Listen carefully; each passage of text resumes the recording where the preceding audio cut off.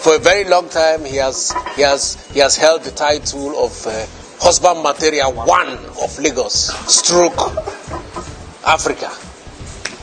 But tomorrow will be a very memorable day. If I do collect the get back home.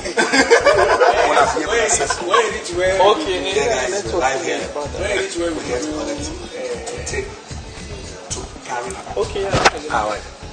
You know.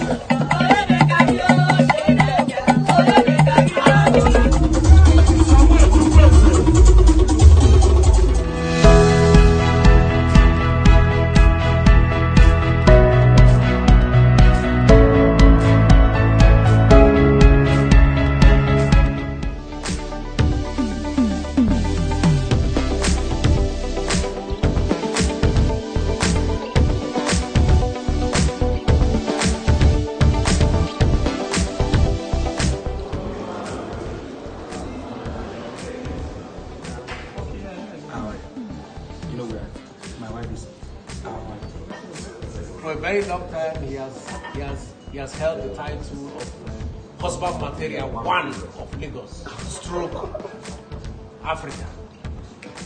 But tomorrow will be a very memorable day for this gentleman. And get as you go take B, we take collect our money back. But since we leave number two. Hello, he's a comedian. He's a comedian. He's a very funny guy.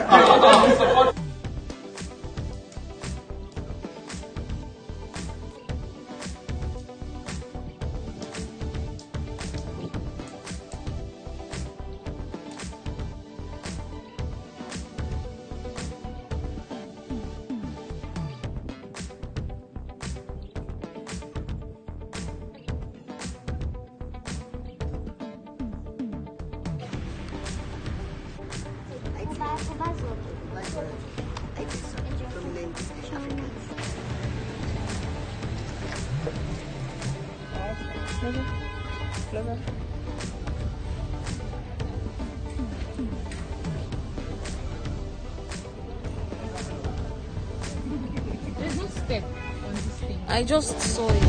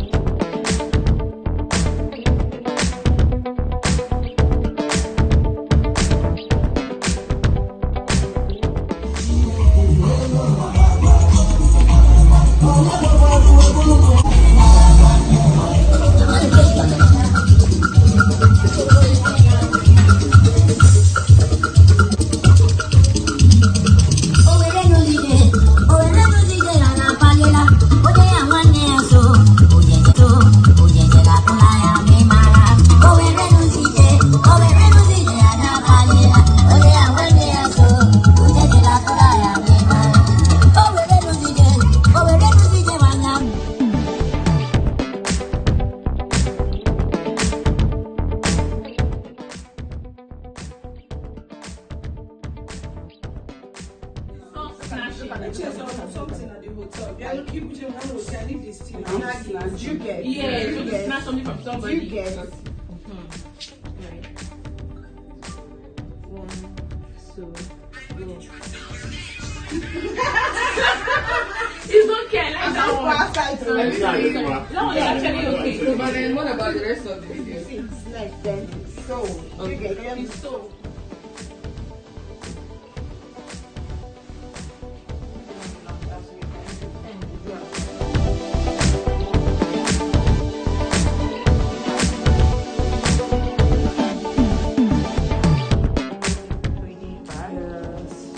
towards the end of the day, the makeup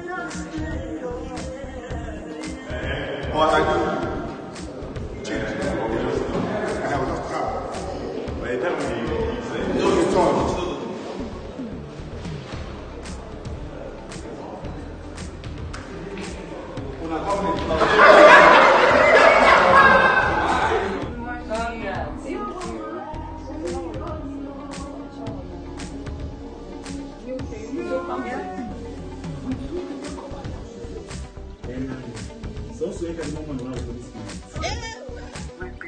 to help them out. The Holy Spirit will be their guidance. The Holy Spirit will be the one to lead them through in that.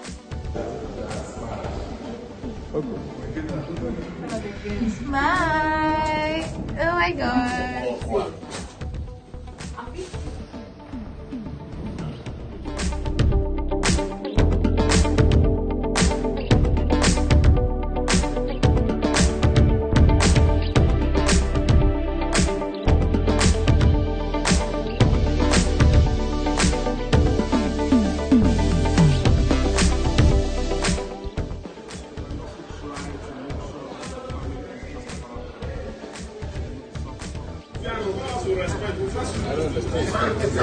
My father in the Lord, please.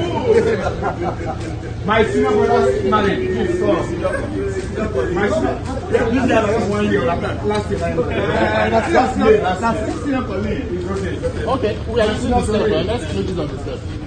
If anybody is knowing, not this one. This one.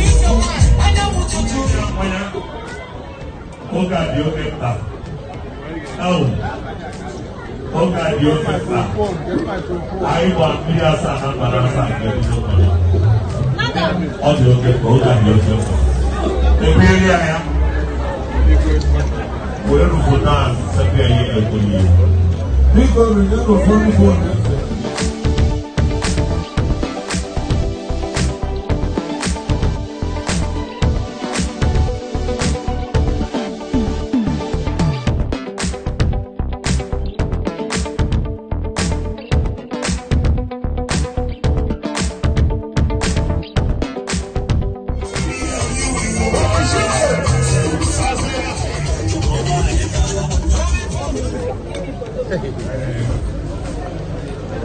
years ago, but Angela